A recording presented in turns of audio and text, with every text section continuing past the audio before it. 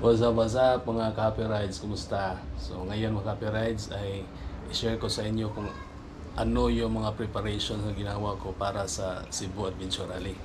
So ito yung guys. So ang motor na dadalhin natin ay si Maxi, si Inmax natin, Inmax B1.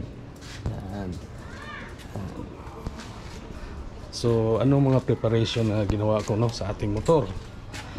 Siyempre pinalitan ko yung gulong sa front tire kasi ano na siya, hilis na, itong iyang spike, hilis na.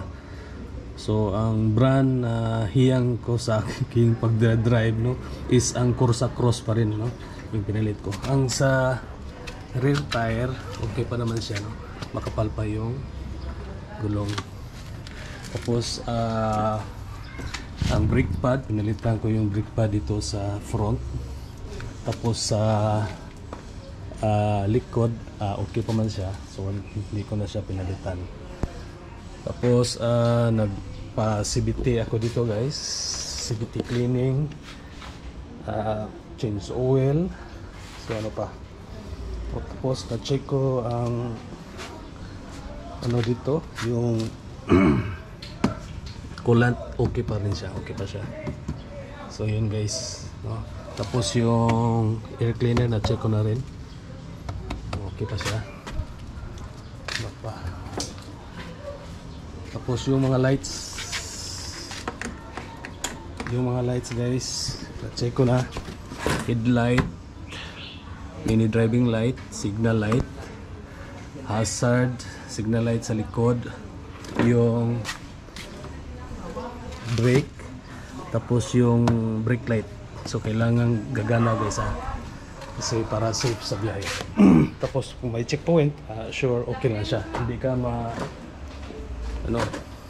problema sa checkpoint. Okay guys, so hindi lang yung pa-kondisyon sa imong motor ang imong i-prepare sa Adventure Rally. So kailangan mo lang dadalhin ang mga ito guys, yung OR at CR mo sa iyong motor, yung yung driver's license, yan.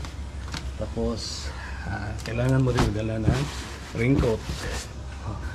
Tapos raincoat sa iyong mga paa. Dala ka rin ng gloves, diba? Kailangan mo rin ng mga safety gears, so yung mga uniform natin sa intramurals. Saka ito guys, knee pad, yan. Dala ka rin ng mga tools ito guys, tools. Ito guys, idala din tayo dito para bumbang hangin. Power bank, mga tali, kung saan siya magagamit, cable tie. Tapos may dala din tayong W40 in case magagamit siya guys. At saka magdala ka rin ng plastic, para sa mga libreng pagkain. Legendary! Okay, so magdala ka rin ng yung cellphone.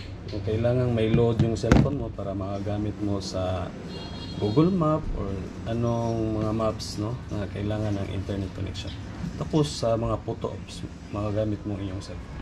So yun ang mga dinala ko guys, mga preparation para sa Cebu Adventure Rally. At saka magdala ka rin ng cash kasi kailangan mo magpagas or bili ka ng pagkain, tubig, diba? At iba't iba pang mga gagamitin ng pera.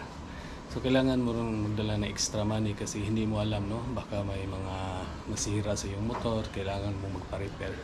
So ganyan guys.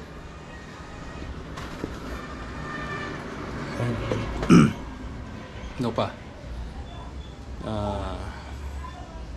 So sa sarili mo kailangan tulog ka before sa biyahe kasi kailangan mong i-condition yung katawan mo kasi mataas-taas yung biyahe guys, 700 kilometers plus sa ang Cebu Adventure Rally, kaya kailangan handa yung katawan mo.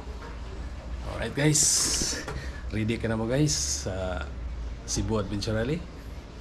So watch guys kung sa akong i-prepare basin naay ko lang inaya ko guys. Comment lang guys. Thank you guys.